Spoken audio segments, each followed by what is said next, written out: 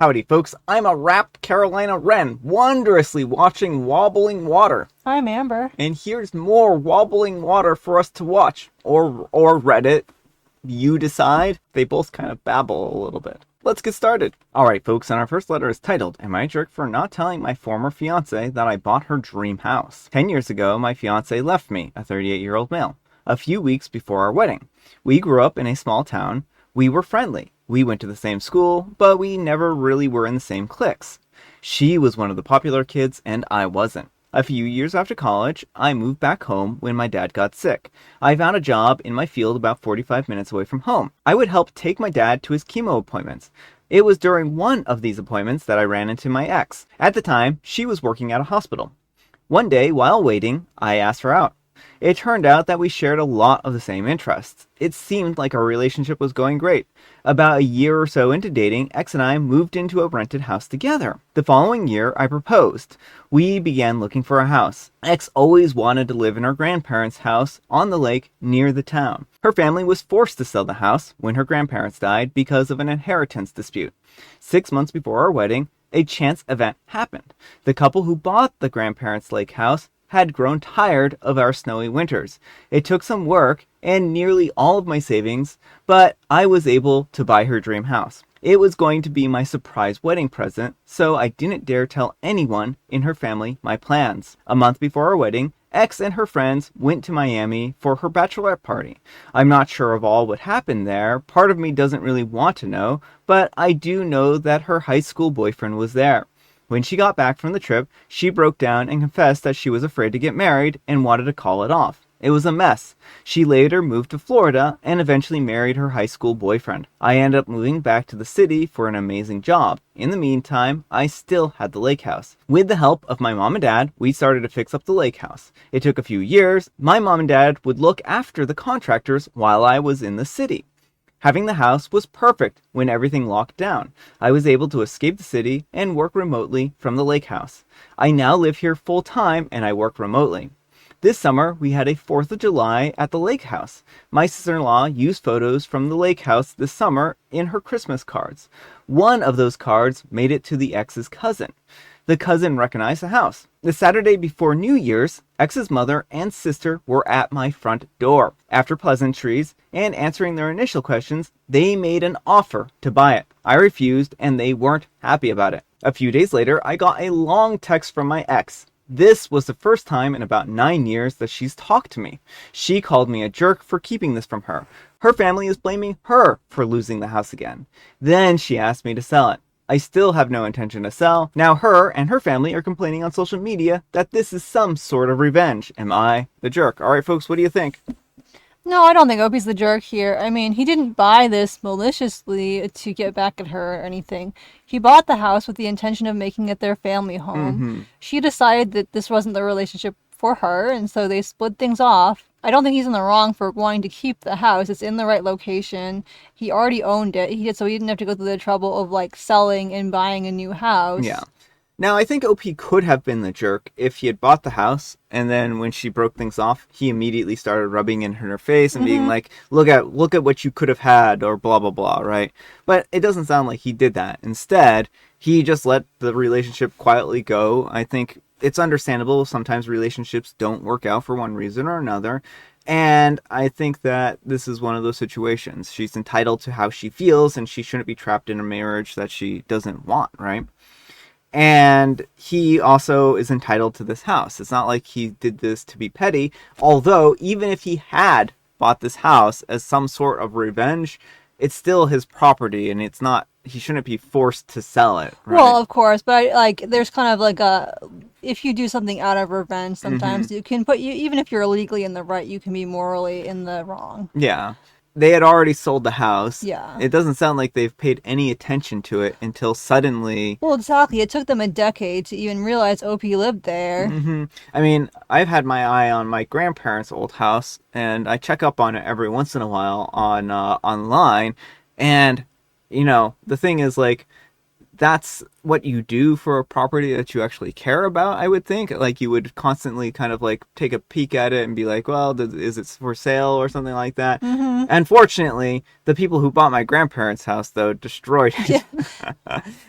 And then jacked up the price And by then, like a ridiculous amount. and by destroyed, I mean they completely renovated it. It looks nothing like the original house. No, So, originally it was kind of this like quaint Maine farmhouse, and now yeah. it's like all sleek, modern, Yeah. gross. So that's what I mean by ruined it. They're taking very good care of it, I'm sure, but it looks like a very modern home. And aside from all of that, because we're kind of getting off, Yeah. all I mean is like if you care about a property, if you care about something, you're gonna look into it. And this is the first time in 10 years that anyone thought, hey, what's up with that old lake house? Not even the immediate family sorted it out. A cousin saw a photo and was like, "Oh, hey, by the way, it looks like your ex lives there." Mm-hmm. Now, I'm kind of curious about how they. I mean, small towns are small, and Mm-hmm. so it makes me wonder how they didn't know about this. Like, it took this long for rumors to travel. Well, it sounds like it's adjacent to the city, and so it could just be that they don't, even though the grandparents live there, the main family lives in the city or Mm. something like that. Or, I mean, they live in like the town that's nearby, or Yeah. I mean, there's probably all kinds of explanations, but I don't know. I just still think that this is a little bit odd that they wouldn't check in on this building every Mm-hmm. once in a while if it was something they cared deeply about. Yeah, on the other hand, though, like if they know it's going to be out of their price range, then it might just be too hard to look at. Mm, I mean, that's fair. That's fair too. But let me know what you folks think. So, anyhow, take care and good luck. And Not Your Average Chemist says, not the jerk. Your intention was to surprise your ex with the house at your wedding. You had called off the wedding. I would reconsider my judgment, but she is the reason why she doesn't have access to the house. On top of that, you've made it your own house, so enjoy it. And Constant Back 3349 says, he managed to surprise her, all right? I will actually say one thing. In general, it's probably a really bad idea to buy a house for a wedding present.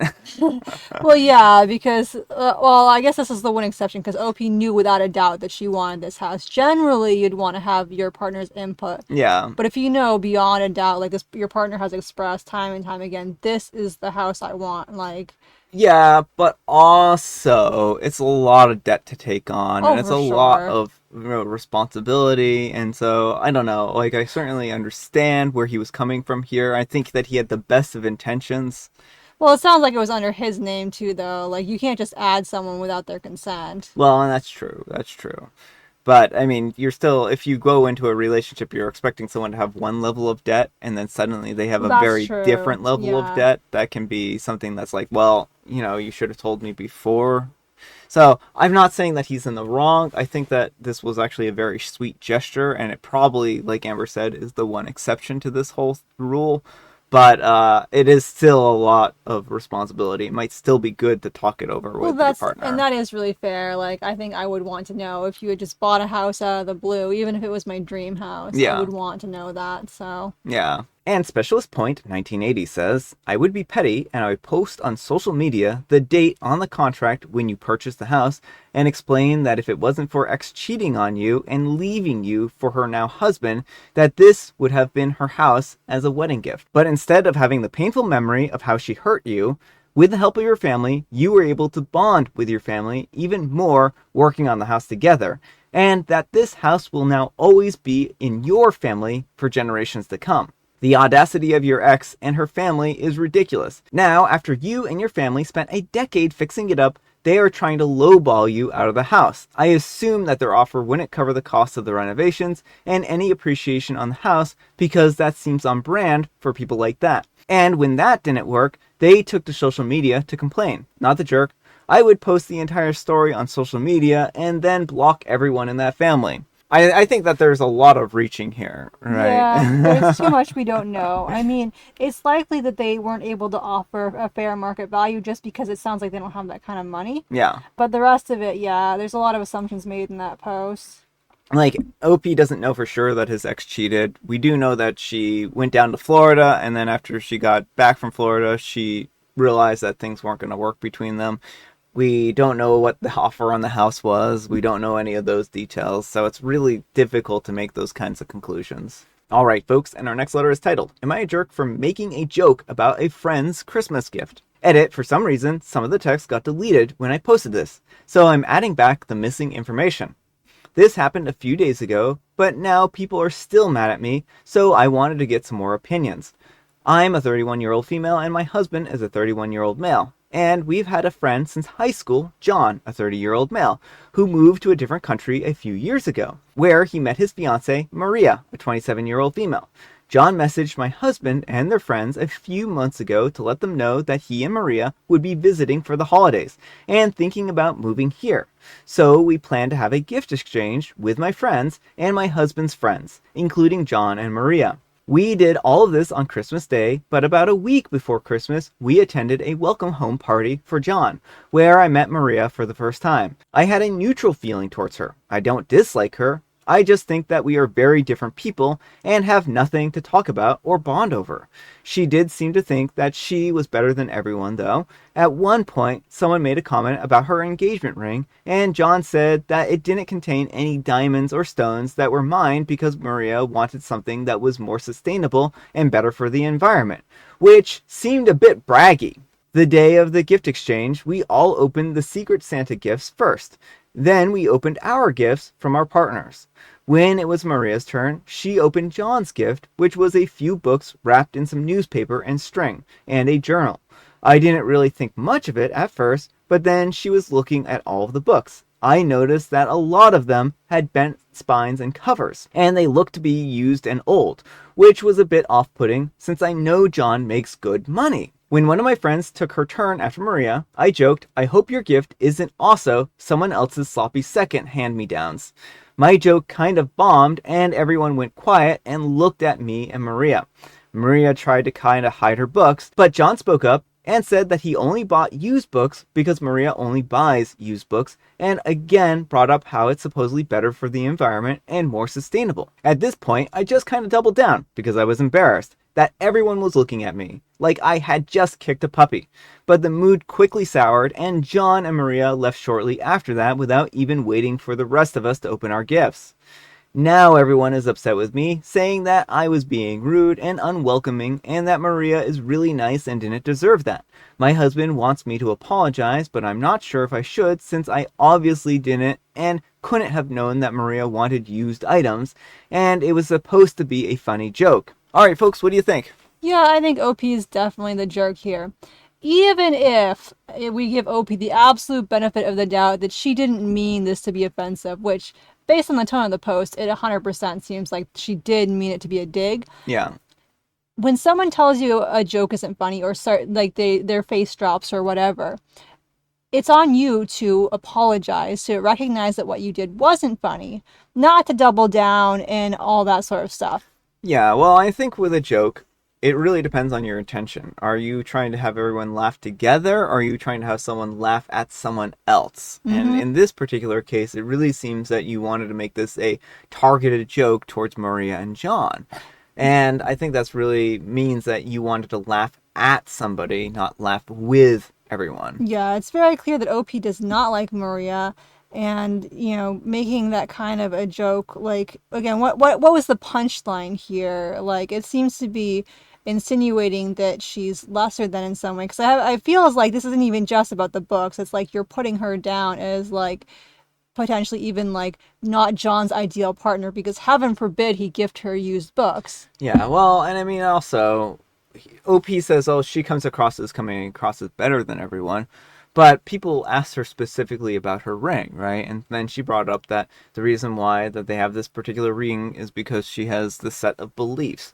And just because you have a set of beliefs doesn't make you better than someone else, right? There's a lot of different beliefs out there and a lot of different ethics. And people sometimes choose ones that they think are right for them. And that's fine. And there's nothing wrong with asking for, used gifts for Christmas. Mm-hmm. I actually just watched a Mia Maples video where she did her Christmas stuff and she's really into thrifting. And so her parents and her husband got her thrifted stuff for Christmas. And, like, it doesn't mean that they don't love her because they bought her thrifted stuff. Yeah. And I will also add real quick here that OP does have a small edit that says, okay, I get it. I'm going to apologize to John. So, I mean, it's good that they realize in the end there that, they are in the wrong, and hopefully they'll end up rectifying the situation. Although, I do want to note that it says, I'm going to apologize to John, not I'm going to apologize to Maria. Well, and that's fair. I mean, it really doesn't say anything about Maria there. It seems like OP just does not like Maria and is making it abundantly clear. And now she's going to try and smooth things over with John without addressing the main person who was hurt, which is Maria. Yeah. Well, let me know what you folks think. So anyhow, take care and good luck. All right, folks, it is tea time. Grab your beverages of choice. I've got some tea right here. And Amber, she has a joke. Why do squids make good artists? Squids make good artists because they have a lot of ink. And so they have that squid ink. And so they can be like, here's a painting with my squid ink. Pretty much, because they always have ink. Because they always have ink. They're like a ballpoint pen, but under the water. And Amber wants me to show you her joke page. So, that's our last set of animal jokes.